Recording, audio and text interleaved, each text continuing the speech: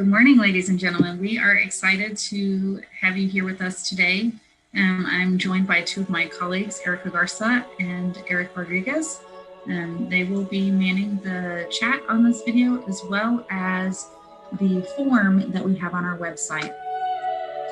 I'd like to point that out right now where you found the YouTube live video right here. On the right, there is a location where you can submit your Schoology questions. We've seen some questions come in already about not having access to an account. If you'll put, I still need access to my account under the parent question and then your email address, and we'll respond back with your specific login information so that we can get you connected to your parent account. And then again, if you have any questions, just feel free to put those in the form here on the website. For your reference, our slides are just below, and these are auto-advancing. If you want to go back and reference these, like let's say you want to use the calendar feature on whatever calendar system you use, it is set to auto-advance every 5 seconds. So what I would recommend is scrolling down a little bit, and right here where you see the gear, you'll go to auto-advance and then change it to whatever time you need to view. You can stop the loop if you'd like, and you can go to every minute. Okay, so my name is Emily Heron. I'm the Director of Digital Learning here in CISD. Like I said before, we're super excited to be here with you today. So let's get started. Hey, Emily, before we get started, it's Erica. I'm sorry. Do you want to turn down that music or? Oh. Sorry, I just want to make sure they can hear. Yes, I do need to turn down the music. Okay. Thank you for reminding me. It's become just part of my background right now.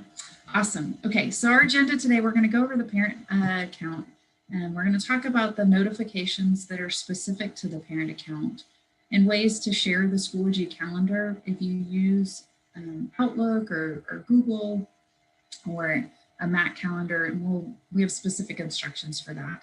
Then we're going to dive into the student activities and grades that we have and what exactly you'll be able to see from your parent account. The majority of our time here this morning will be working in Schoology. I do have some notes about the parent self-serve and some pictures and our goal with the connection of Schoology and the parent self-serve. So the first thing I want to talk about is our default account. We'll talk about changing your account password. We'll talk about the sharing Schoology calendars and those notifications. So what I would like to do right now is go into my parent account. So when I logged into this parent account, I go to CISD.schoology.com, and then I input my information. I have selected to log in and see my students' information first. I'm going to use at the top right, under the arrow, I'm going to switch back to my parent account. And I actually chose my husband's account here because it's a little bit more simple that way. So on this parent account, you'll see the recent activity. So there aren't any updates or posts for a child, and then, for the parent, and then the course dashboard. This is all parent information. If parents were to join a course or to join a school group as a parent, you would see that information here under course activity. Notice, I as a parent have no upcoming assignments or events. That's all going to be under the student side of my account. But I do want to point out a few notifications here on the parent side. So again, up here, we're not seeing the Schoology account. Let's try that again. Screen 1. Hey, now we are. Now we are. Thank you. Okay. So when you log in as your parent, this is going to be what you see. Basically nothing, unless you have joined as a parent a course or a group for yourself. At the top right, you will see your name, and I see my child's name here. And then below that, you'll see your profile, Hey CISD and settings. So when we click on settings, this is where I want to point out a few things. Under your account settings, if you scroll down a little bit,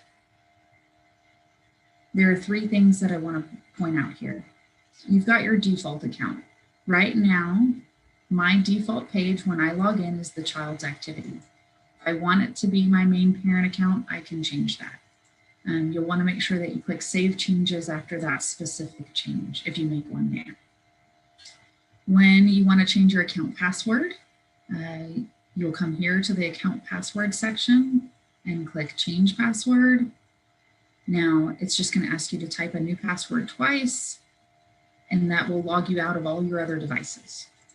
I'm not going to do that one right now. And then the last thing on here is the sharing your Schoology calendar. So the first step you'll have to do here is enable your sharing. Now, once you do that, you're going to see this this iCal link. Now, I am actually going to go back to our presentation here because I want to point out something for you here. So on the parent calendar slide,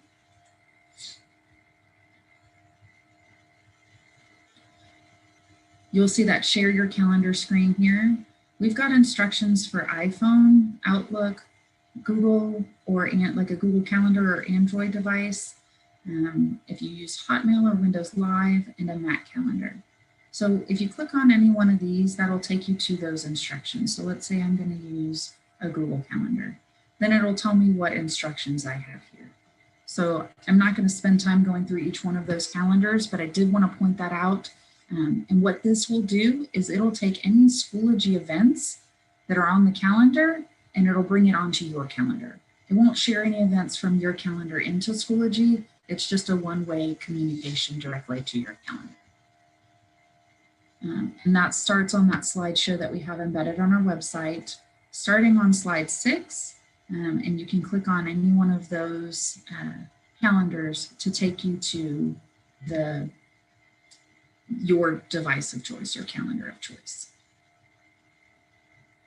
Okay, do this for a second.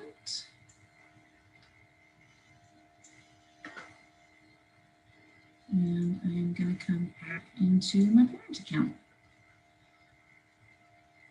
So when you first log in, you have the option to choose whether or not you want to show your child or your account, change your password, and your Schoology calendar.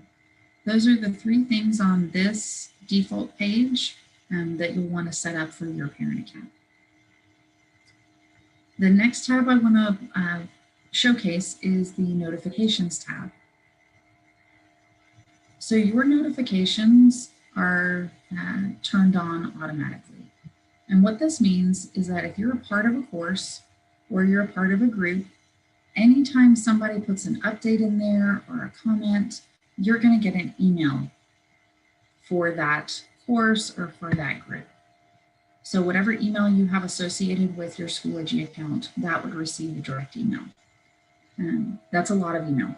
So what I would recommend is looking closely. If you are not going to join any parent courses or any parent groups, then you can click on the turn off all notifications list, and you'll see it automatically turned off all of my email here. And in public groups that I join, any school updates. What it did not change was this last section, and you'll have to change this one manually. If you want to receive a private message, so if anyone chooses at the top of the screen to send you a message where the envelope is, if you want to get that in your email box, then I would leave that on. If you have a new subscriber, that's a feature we are not using. And another user replies to a blog comment, I would turn that one off. Again, we have to remember to click Save Changes. One thing I will point out is that some campuses are communicating through their group, through their school, I should say. And so if you scroll down a little bit right above the personal message, there's the school. So if you click on school update, you can click on and then remember to click save changes. So that will give me any updates that a principal might send out to the whole campus. I'll get that information right here. And again, these are the settings for your parent account. We'll go into the settings for the student's account in just a moment. The last thing on this particular page is if you would rather, instead of getting email, if you'd rather send a text notification that you've got an update or something from the school, when you click on that link, you'll have to put in your 10-digit cell phone number and then choose whatever your wireless carrier is and click Set Mobile. And then once that comes in, you'll have a whole nother set of text notifications. So then you could say, I want to get a text notification for when my school sends an update, or I want to get a text notification for when I receive a private message. Or let's say I do join a parent course, I want to get a text notification anytime the course update is posted. And so you'll have control over those particular things as well.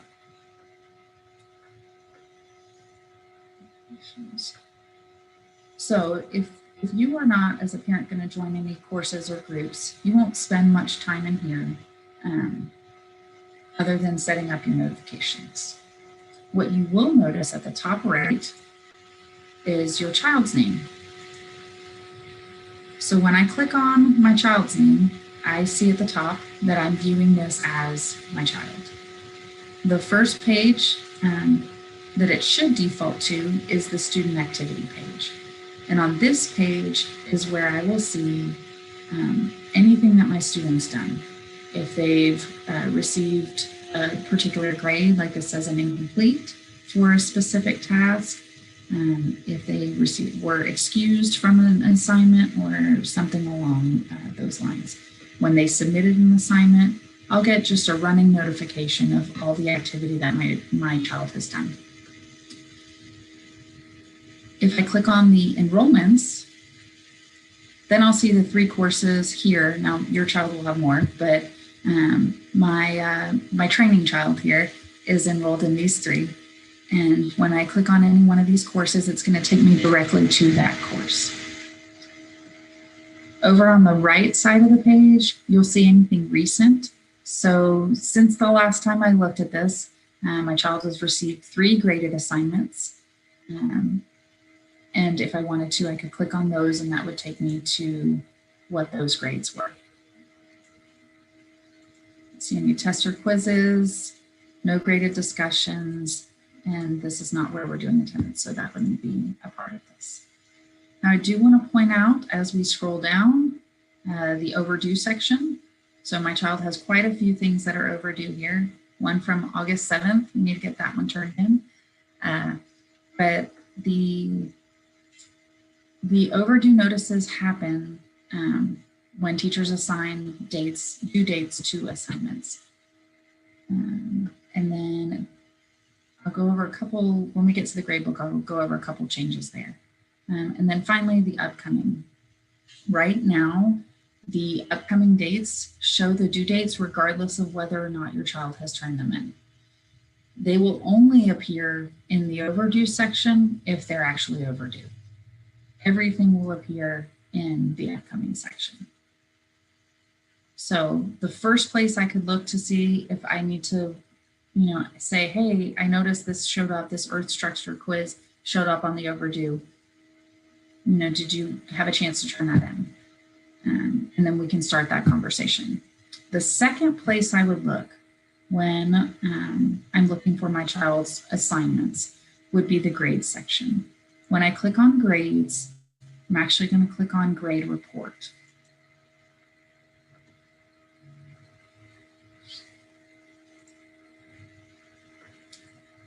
Then I see the 3 courses again. Under this first section, I'm going to scroll down a little bit so I can talk a little bit about what each one of these means. You'll notice this first assignment was marked by the teacher as missing.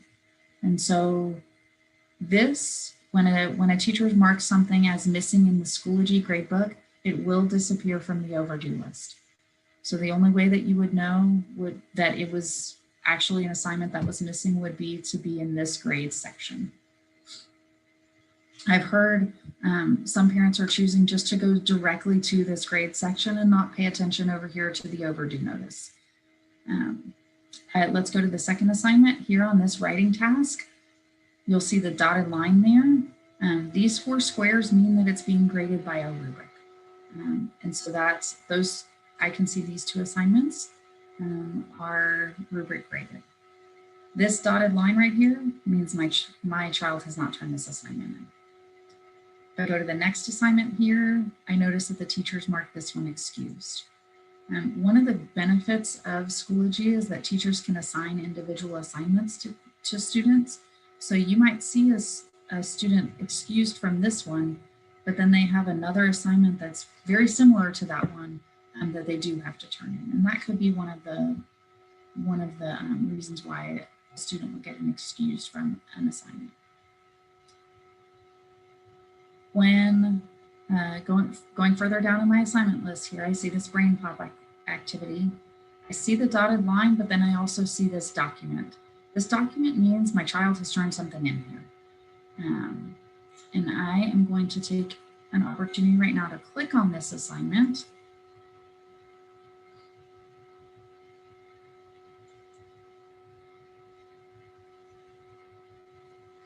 Oh, it's not clicking for me. Okay. Oh, I'm going to put a pin in that one for a second and show you why. Brain pop title, that one's blank. My child still needs to turn that one in. I see this writing task. My child has turned this one in. They get 9 out of 11 points. And then this final one is incomplete. From the parent account, it does appear like we can click on it, but we actually need to go into the child's class. So what I'm going to do is I'm going to click on this course here. That's the Digital Learning Team course.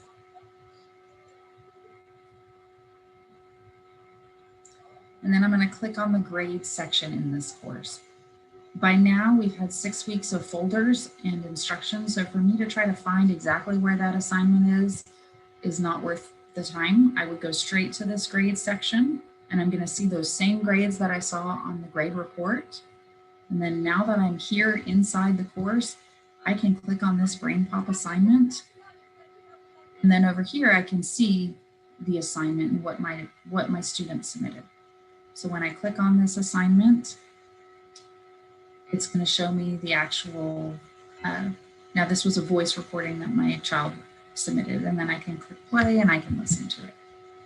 To get out of this assignment, I want to click the X. I'm going to come back to my grades here because I want to view another assignment. Oh. So here's a fun feature. When I see this private access only, that means I went back to my parent account. So I need to go back to my student account. I'll click on courses again and click on my digital learning team. Okay, back to the grade section. So now if I click on this particular writing task, then I'll be able to see that my student actually submitted a couple things on this one, and I can see what those assignments that they submitted are. I'll click back on the grades to find any one of those assignments. Now you will notice here on this Tuesday daily check-in, anything that's listed as an assessment, you'll be able to see this feature. You won't be able to see anything else though. And the assessments are locked out from the parent view to see what the answers are. You can't see the grades. Let me come back into the course. Instead of coming back up here on the course, I'm going to click back using the breadcrumbs at the top. Come back into my grades. So while I'm in my child's course, I can click on any one of these hyperlinks and it'll take me to that assignment that my child had either completed or still needs to complete. And then you'll notice here on these daily check-ins that they all have the dotted line there. And so those still need to be turned in.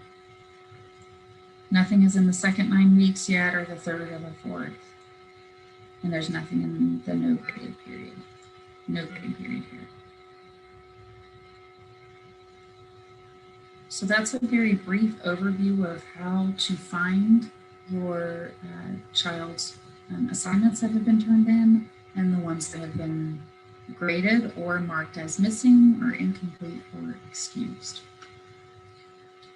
Now, I mentioned earlier about the notifications on your child's account. So up here at the top, you'll see this calendar. This calendar shows all of the calendar items that are in your child's courses. And you'll notice you don't have an envelope here under your child's account. Those are the messages that go directly to your child. If there were any group or school updates on here, they would show up in these colors. These are the items that would be importing onto your calendar. So you can choose to reference them. You can just choose to access them here or import them into whatever calendar feature you use. So let's go over to the settings. Under my student settings, when I click settings, you'll notice these look a little bit different. I still have my account settings. That's grayed out because that's set up at the parent level. I'm going to click on notifications here. There are 2 notifications that we can set for each child. So if I have a couple children, I only have one linked here, but under the parent email digest. So you can choose to get a weekly email or a daily report of what your child's done. So when you're looking at this homepage, all of these things would be in a daily report. So I'm going to come back up here to your name and to your settings. So under notifications again, under the parent email digest, under the email summary, if you choose on, then you can choose the frequency. Let's say I want a weekly email at 5 o'clock on Friday. You'll want to make sure that you click Save Changes. The other notification that you can do is if you have an item that has a past due date, you can turn that one on and click Save. You will want to make sure that you do have your email notifications on. There we go, let's save. So now I'm going to get my parent email digest here. I'm going to get it weekly at 5 o'clock for the whole week. And then I'll get the email notification for the past due from my child's courses. Anything that shows up as past due. Submission. All right.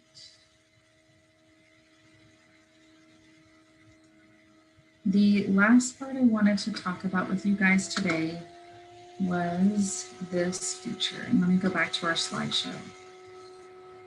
Because this is my training account, I don't actually have a parent self-serve account that's associated with this, but I just wanted to talk a little bit about what's going on with our parent self-serve.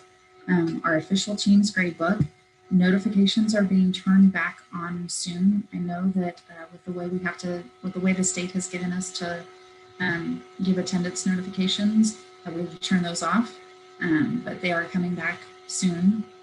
And then the second thing we're working on at the school level is to be naming assignments similarly in Schoology and in Teens, so that when you pull up your Schoology gradebook and you see the assignments that have been turned in Teen or in Schoology, that when you go over to the parent self-serve, they are named similarly. So you can say, oh, look, I see it turned in on Schoology. You know, teachers typically have a Tuesday deadline of posting grades. And so it's just a matter of transferring those over. Unfortunately, right now, they don't merge themselves yet, but we're hoping to eventually have that up. I did want to point out here, after you log into your parent self-serve, this particular picture, there are 2 children. When you click on one of the students, that brings you to this section. When you click on the progress report section or the report card section, depending on what time, and you click on the course, then it'll bring you to the names of the assignments. And if there's nothing there, then the teacher hasn't gotten a chance to grade it yet. And I did want to point out here, like here's an example of an excused reflection for the student that they didn't have to turn in. And so that's kind of the similarities between the two systems. In Schoology, you'll see the dotted line, and in Teams, you'll see just a blank space. Okay, we are having a lot of questions. Erica, help me out. Tell me what's going on. Okay, since you're in the parent self portal, I think maybe there's a question about what is grade Schoology given are all accurate grades, or the teacher changes the grade in Schoology? So when the teacher changes the grade in Schoology, they'll have to go back in Teams to change that.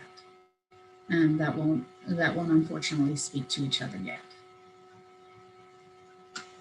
The next one is, are teachers entering grades in both Schoology and the parent portal?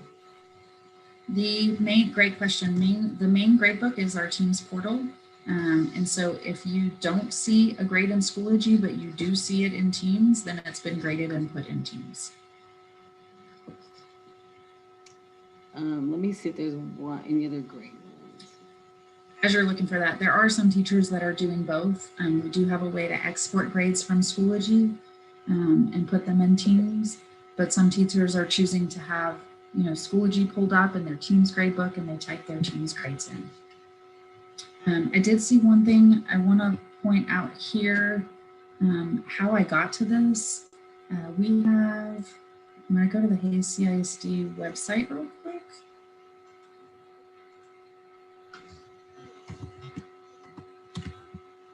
CISD.net. So on our district website, under the A to Z, you scroll down a little bit, there's the Schoology Parent Resources. Right above that is the Schoology Parent Login. So those two ones I would bookmark on your computer. This Parent Resources is the parent site that I'm referencing, and where we have our YouTube live video, as well as the place for questions and this slideshow.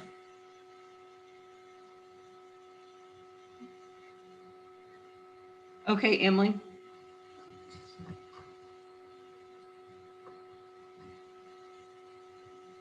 There's some questions about the overdue portion in Schoology. I did see one. So if the item was not given a due date, so there's two reasons it's not going to show up over here. Let me come to the course for a second. Okay. Actually, let me come back to where I have overdue assignments. So in this overdue assignments grades, the teachers do have to assign a due date for activities. That would be the first reason why it's not showing up on the calendar. If it was showing up on the calendar, but has disappeared, but it's still missing, chances are that when the teacher went into the grade book, let me come here to this so I can show you this part, and they marked it missing, it disappears from the overdue. So if anything's marked here missing, then it will disappear from the overdue calendar. That's why when I mentioned earlier, some parents are just going straight to the grade report for the course so that they can actually see these items instead of just referring to the calendar. The calendar is super helpful for sure. As we get more consistent with our assigning of assignments and putting due dates, those things will still appear on your calendar, but this would be the fail-safe way to find those assignments.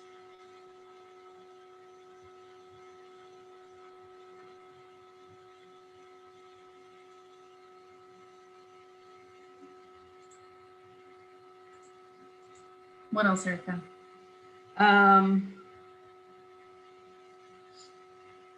Oh, this is great. So the question about what is the real point of Schoology if it doesn't match in Teams? So our goal is to get the two to match for sure. And the real point to come into this system is to actually see the work and to see the feedback that the students are getting. So when I come into my child's course here, I'll click on the course, and I'm going to come here to grades so I can find those specific assignments. I'm going to click on this English writing task as the one that they did.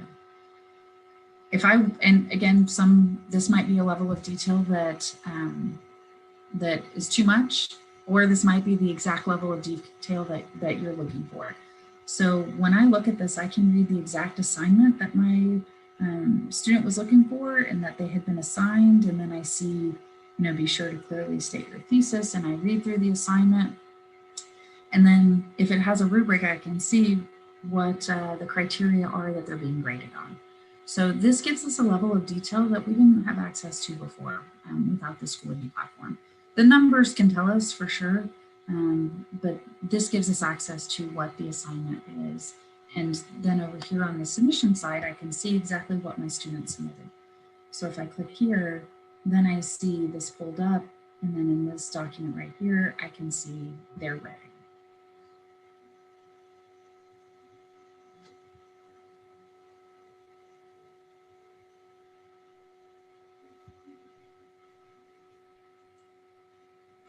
So the parent portal, yes, we do ask that you use your parent portal because it allows you all of the correct access into your child's account without potentially violating any student privacy issues.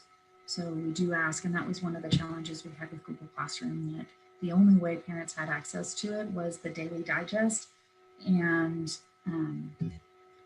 logging into their student's account. So, Emily, there's a question about, do we as parents need to join the courses, or should we just click on our child's name and look at things under his name? I would just click on your child's name and look at them under that lens. The courses I was referencing earlier for parents really would be any parent training courses that we have or any parent groups that we set up. I do know some campuses have set up a parent group or like a booster group at the secondary level for any extracurricular activities. And those would be a great place to be able to get information out and collect information if we need to. But that would be like, if you notice here, I'm still viewing as my student account here. If I switch back to my parent account, I would find that information here, and it would keep, I could put events here for meetings and back to school night, and those kinds of things would show up in my calendar.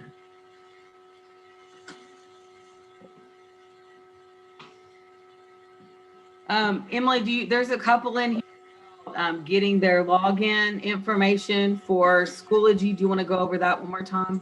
So we will, if you are still needing your parent login information, we will get that information to you on the,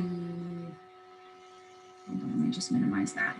If you will put your name and your email address here and your child's name, we will get that information back to you for your parent login information. And I see somebody asked about the attendance. I actually have just asked that question yesterday myself because it looked a little bit different. We can get that information for you too about why attendance is looking in Teams.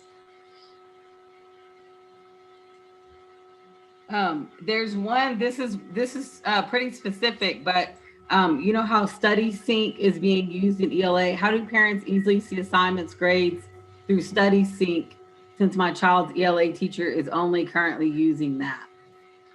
That is a great question that I'm going to have to get back to you on. Okay. Currently, Study Sync does not have parent access. And so my understanding right now is that the students would do the Study Sync activities, and then the teacher puts the grade in Teams.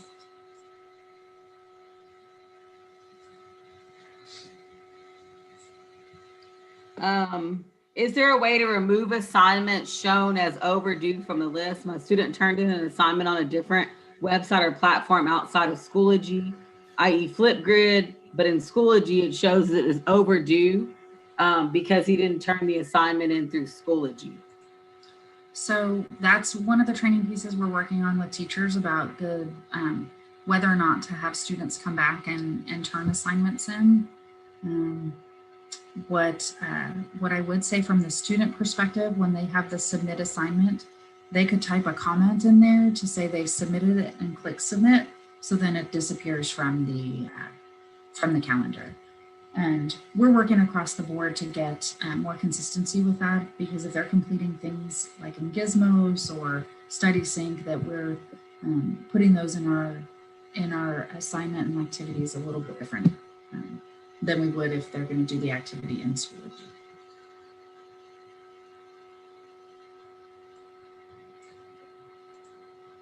And yes, this is we're going to keep the live recording on our parent website. We hope to have more of these trainings. The next one that we're going to have is going to be talking about Google integration with Schoology and just some best practices in Google, and we'll send out information about the times of those of that training.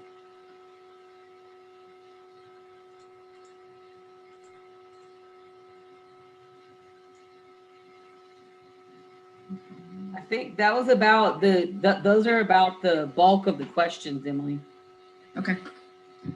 Awesome. We appreciate your time here. And if you left us any information on the parent with your parent email address, we will get back to you shortly.